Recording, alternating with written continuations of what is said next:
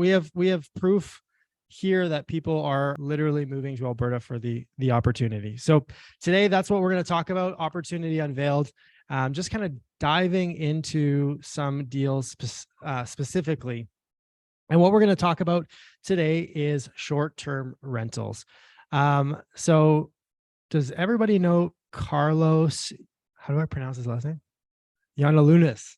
He's not with us this evening, unless he snuck in somewhere. No, I don't see him. Okay, Carlos usually wears a suit and a red tie, always looks great. So he does quite a few short-term rentals. That's kind of his game. So I said, Carlos, I know you got a lot of properties, a lot of experience on the short-term rental side. Can we take a look at one of your deals? He said, 100%. And this is part of his portfolio. So we're going to talk about one of these specifically. But this is just kind of a screenshot of his platform. So anytime we go through an initial conversation with a client, we always talk about the live well, the criteria, what they're looking for. And so I asked Carlos in our conversation, I said, Carlos, why did you get into short-term rentals? What was the reason? And for him, it was literally a need. He needed to find a way to help his mom in a situation. She had a rental property. It was on a long-term rental situation, and it was negatively cash flowing. So for a lot of us, Rebecca and myself personally, we have properties that have variable rate mortgages. We had one fourplex that basically doubled on mortgage payments from when we first bought the property. And so he was in the same situation where things were negatively cash flowing. He needed to figure out a way to get it back to pretty much stable and earn some income. He wanted the opportunity to be creative. When you put up a long-term rental, you paint it, maybe you add a cool tap or light fixture, but that's about it. It's kind of boring. So Airbnb gives you an opportunity not only to change the decor, create a theme or a style or something like that, gives you a huge opportunity to just be creative. It was a good balance of investing. And this was actually like when we talked about this, I chuckled to myself, because when you think of short-term rentals, you think about how much extra work it is versus a long-term rental, because long-term, you sign a 12-month lease, you sign a 6-month lease, you sign it up, and that's it. You kind of forget about it. You do your checkups, make sure they pay rent. But for him, he actually said it's to give him more time. And I'm excited to hear Tommy's presentation tonight, because he's gonna talk about some of the automation things. But that's one of the biggest things that Carlos was able to do, was to automate the properties to make sure that he was didn't have to really worry about dealing with the tenants all the time. So being able to set up the systems to do that. And last but not least, he got to a point where he could still manage the properties, but keep his daytime job so he can get more and more mortgages. So his search process, type of property, with Airbnb, it's so cool because you can really choose a niche and just go with it. So his niche that he's been carving out is Airbnb spaces with a larger square footage and more bedrooms. He typically tries to find anything with 6 bedrooms and larger, preferably around 8. That's kind of what he's been saying is the magic number. Location, looking for a little bit of appreciation. So good areas, great communities, close to amenities, schools, transit, things that are going to really help accelerate the growth for that location. And one of the biggest things that people think about is, who are these people actually coming? Why are they coming to Edmonton? And what is that tenant profile? You have people coming for medical appointments. You have people coming for conferences. You have people coming from sporting events. You have people coming for tournaments with kids, bunch of things that people come to Edmonton for. And last, what was the budget? Well, he was pretty much just capped by the mortgage. So whatever his mortgage pre-approval was, that was the budget that he was going to be shopping in. because most of our clientele, they look at getting, suited, illegally suited properties. So that's what we're going to highlight today is one of his illegally suited homes. We're going to take a look at what it's going to look like if you put it on a long-term rental. How do the numbers work out? And then what sort of numbers he's bringing in as a short-term rental. So this is literally his post for this suite. So a couple of things that I like, obviously that he does a little bit different, is just making that wow factor, really going after in the title. Anybody who's booked a property on Airbnb, you're typically looking, it's just like shopping, right? You're looking at all the photos, you're really trying to get the buzzwords. So I think he's done an amazing job at putting this all together. So the house. So this house is a 1979 bungalow. It's 3 bedrooms up with 1.5 baths. It has a 2-bedroom down, 1 bath, illegally suited. So for people who don't know, typically illegally suited, that means that it doesn't have the permits. It still has your stove and all your typical items that you would need to rent it out, but it's not permitted by the city. Purchase price of this property was bought in 2017 for $330,000. And it is located in Northeast Edmonton. So this was the listing photos of when it was purchased. What do you guys think? The first ones versus these ones? Not as nice, right? Even just staging a property, it's crazy how much difference it makes. So we're going to go through 2 strategies.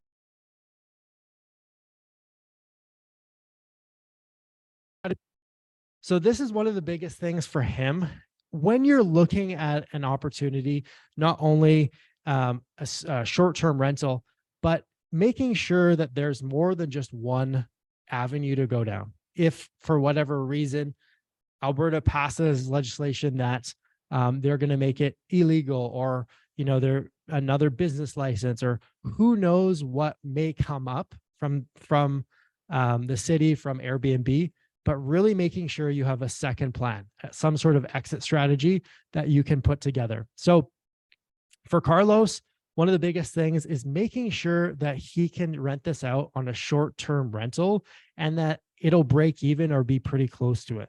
That's, pretty much number one criteria for him, is making sure that it has an exit plan, a second strategy. Then we're going to dive into the short-term rental. Most people often think about Airbnb, but there's also VRBO or Verbo, however you want to pronounce that.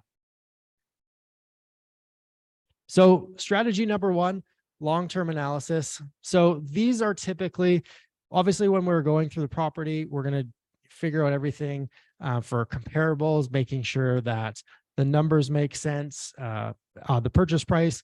But typically when we're looking at comps for running your rentals, these are the major sites that we're going to be looking at.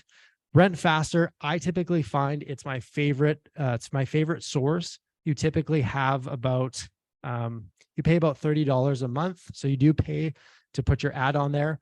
I find that kind of weeds out a good chunk of slumlords. So it gives you a good avenue of different types of properties on there.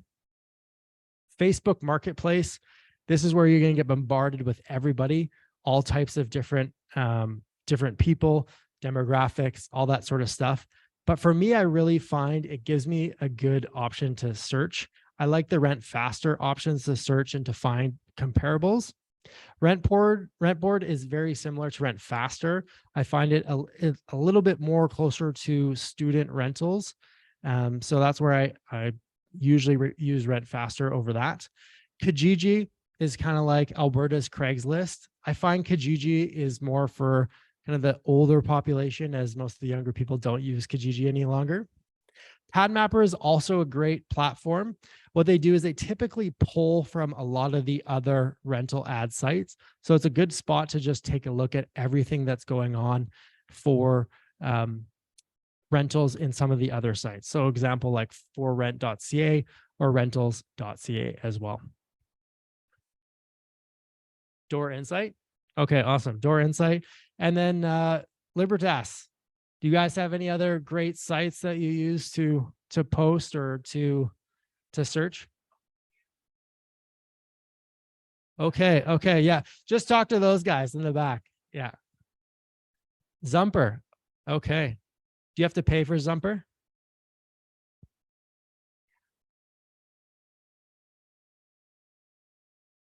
Okay, cool. So yeah, Zumper for everyone online, if you didn't hear that. So Zumper, and then what was yours again? Door Insight. Awesome. So this is so this property is in Bannerman. So what we're looking at here is basically a post for everything in the map area. That's the reason I really like it. I like to look at location specific and then filter it down based on the type of property. In this situation, it would be a main level suite and then a basement suite, or you could look at renting out the whole house as a full package. So here's the analysis numbers. Obviously, with most markets in Canada, Edmonton is also in that. With interest rates going up, things are harder to cash flow, and our rental rates are going up, but they haven't caught up to inflation of what we're seeing. So in this situation, we have, with property management on the left-hand side, and on the right-hand side, we have the numbers with self-managed as well. So if we're taking a look at kind of total profit, $34 a month with all the fees and everything included, if you're not utilizing your reserve fund contribution, which is vacancy and repairs and maintenance. So if you have no vacancy and no repair and maintenance, that goes towards profit. If you do, that's kind of coming out of that reserve fund. And then on the right-hand side, like I mentioned, that's all the numbers are exactly the same. The only difference is you're not paying property management, you're doing it yourself. So strategy number 2. All right, so this is where we're jumping into the short-term rental side, and a couple things that we're checking out. So number 1 is the niche. This is the ability for you to take a look at what type of niche are you creating. Is it something that you're going to go, are you going to do a lake property? Are you doing a condo downtown? What type of condos are already there? Are you getting into a market that is just completely oversaturated? Looking at all these things and really trying to carve something out gives you a good opportunity, because you can take what you've done and replicate it. And if you find something that's successful, being able to do it over and over again is going to really help accelerate the growth. Number 2, we're going to look at the competition. So same thing on the long-term rental side. We need to figure out who's our competition. Is your neighbor renting out the same thing across the street? Pricing strategy. This is where it's really important, and I'm sure Tommy is going to talk about pricing and everything, but pricing strategy is vital. If you're too expensive, people aren't going to look at what you're offering. If you're too low, you're going to get booked up, or you're missing out on the opportunity. And so we'll talk a little bit how Carlos is doing that. Probably the biggest thing in difference of long-term, if you're doing short-term, you're supplying everything: furnishings, silverware, towels, bedding, all that sort of stuff. So what are the startup costs typically? And then, is it viable for both options? Is it viable? Is there an opportunity for you to pivot? Okay, so strategy 2. So this is using just Airbnb. So we're taking a look, pulling up the website, similar to how we did it on Rent Faster. We're filtering based on the type of property and looking specifically for the area. So you can see here, Carlos's property on the left-hand side, he's renting it for $225 a night. So what I did is I put a certain set of time. So part of the pricing strategy is by deciding how much of a discount you're going to do for extended period of time. So in this situation, what Carlos does is he says anything over 3 days, he's going to discount his rates by 40%. So it's pretty huge discount, but he's really upcharging on his daily rates. So he still allows for daily rentals, but he upcharges it a lot to kind of cover all of the additional expenses, time, turnover it takes to get that suite re-rented. But he gives heavy discounts to try to get people in there for a longer extended period of time. His other portion of the strategy is also to really try to disincentivize those partiers who's going to just come and, we've all heard those horror stories that happened in Calgary where people had a bunch of crazy parties and using Airbnbs and basically trashing houses. So we're trying to avoid that from happening in our properties. So Devin mentioned this in his presentation as well. Pricing strategy, there's a couple of resources. Of course, you can use the comparables that we have just by going through the different websites, Airbnb, Airbnb, and then VRBO. But if you want to get granular and really try to figure it out, how do you do that? Well, AirDNA is a software subscription. They pull data from everywhere on the short-term rental side, and they basically give you that breakdown. And then a second one is called Wheelhouse. Very similar to it. They actually has a free portion on their website. So if you guys are curious, you can definitely check it out. Really cool software that you can play around with. And this helps you determine based on where your line is in comparison to other, call it like one bedroom. So for example, Rebecca and I, we had a basement suite that we were trying to rent out, or we had it rented and our tenants left and they said, hey, we're going to Calgary. We're here for school. Can we pay you like half month's rent and just leave our stuff and come back when school starts up again? And we thought to ourselves, are you cool if we Airbnb your stuff and your suite and then you pay half month's rent? They're like, yeah, sure, no problem. So that's what we actually did. We used AirDNA because we had no idea what it was going to cost for, what do you rent a 1-bedroom basement suite out? We've never done this before. So we actually used this website, figured out where we thought kind of the best pricing strategy was, and was able to do it for a couple months. So startup costs. Typically, your rule of thumb is about $6,000 a bedroom. Okay. So if you're dealing with a 3-bedroom house, you got 6, 12, 18 grand, about that in that range, give or take. Obviously, there's different ways of doing it. Are you walking into StrucTube? Are you going into, I don't know, Leon's? Are you getting everything brand new? Or are you trying to thrift? Are you going to Kijiji, Facebook? Are you trying to do all that, get everything secondhand, really make it unique? Really just depends. But some of the things you need to think about is, or staging, right? So bedroom furniture is obviously there. Living dining room furniture. So you got to think about that. Your chairs, your living room, your dining room, couches, TVs, all that sort of stuff. Kitchen, silverware, glasses, all that sort of stuff. Decor and supplies. So cool thing about what Carlos did is he wanted to make his main floor different. It wasn't just, hey, here's a cool suite that's modern with quartz countertops and stainless steel appliances, gray floors, gray walls, gray everything. He went a little bit different and said, okay, we're going to try something a little bit more unique. We're going to go gemstones for everything, and every room is going to have a different type of gemstone with a theme. So most people who are going to Airbnbs, they want something that's a little bit more unique, something that's kind of an experience. So that was something that he was able to do. Additional appliances. If you're renting out additional suite, do you have to have a toaster oven if you don't have an oven downstairs? Do you have to have a coffee pot? All those things definitely add up. And last but not least, security. I think this is really important. It's really nice to have everything set up where everything's monitored over your phone. Everything has a code. You can tell when people are coming and going. You can set that up through just your cell phone. So going into our deal strategy here. All right. So here's the numbers. This is pretty crazy in comparison to what we saw on our long-term rental side. Okay.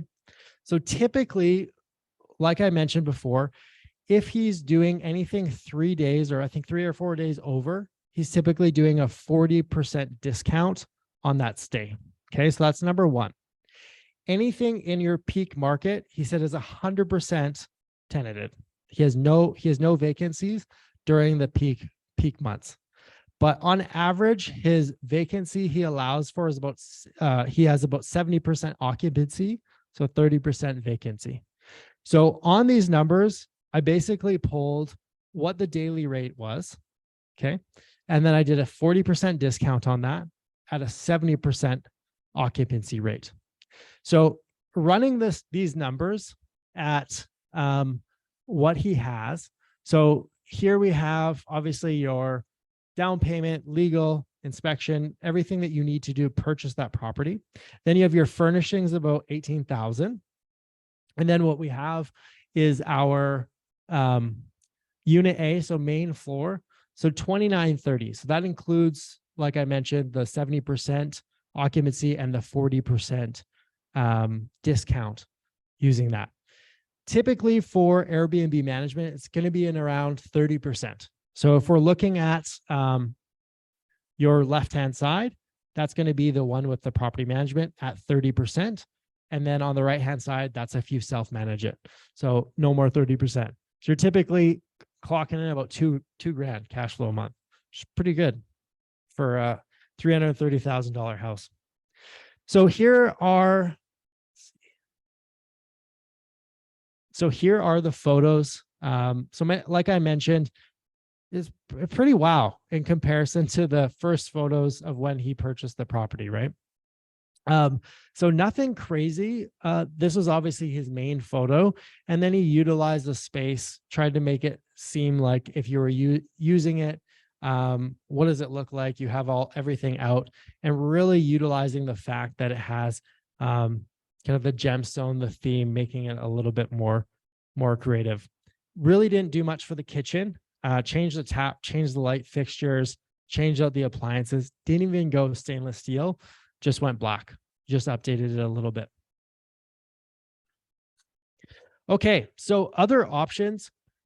Some of the other options that you have, not just can you do an illegally suited home or a legally suited home. There's a lot of niches and a lot of things that you can really focus on. So a couple of the other options he has. So he has a farmhouse smart home in one kind of style. So this one's $854 a night. So that's the 8-bedroom house. So obviously a very large home. That's where you can get the more expensive daily rates.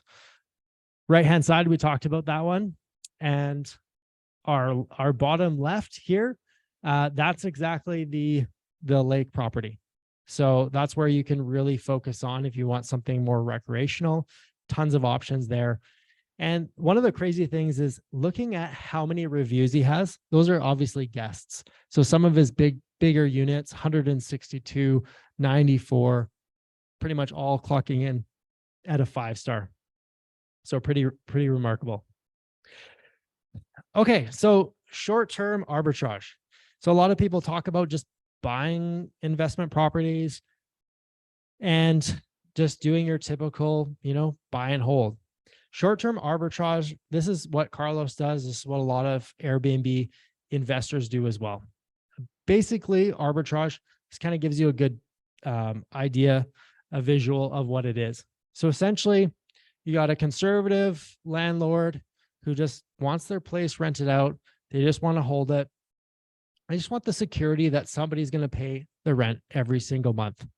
That's where an arbitrageur will come in and say, Mr. Landlord, I'm going to pay whatever your rate is for a long-term property.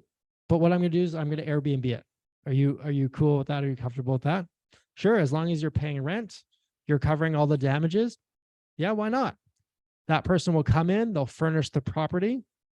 They'll rent it out on Airbnb. They'll pay their monthly fees to the landlord, pay their monthly fees to Airbnb. They take their cut and they make the difference. So that's basically short-term arbitrage or Airbnb arbitrage. So for anyone looking to do kind of no money down, creative real estate, really good option. So to conclude, great option for hands-on investors looking to maximize profits. Obviously, it's a little bit more hands-on, creating systems. You can get it to the point of automation, but I guarantee you for Rebecca and I, our first one, we didn't have it automated. We were the ones cleaning the suites for the first one. That didn't work out great. And you kind of figured out getting a system together and making it work. The ability to use and create systems to help manage your portfolio.